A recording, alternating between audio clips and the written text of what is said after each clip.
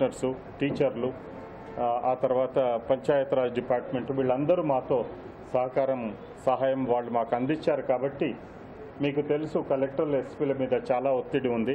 వాళ్ళు MLA, MP election చేయాలి, జిల్లా పరిషత్, మండల్ పరిషత్ ఎలక్షన్ చేయాలి, మున్సిపల్ ఎలక్షన్ చేయాలి. అయినా కూడా వాళ్ళు ఛాలెంజ్గా తీసుకొని చాలా కష్టపడి ఈ ఎన్నికలు నిర్వహించారు. కాబట్టి వాళ్ళందరికీ నా తరఫున కృతజ్ఞతలు, ధన్యవాదాలు.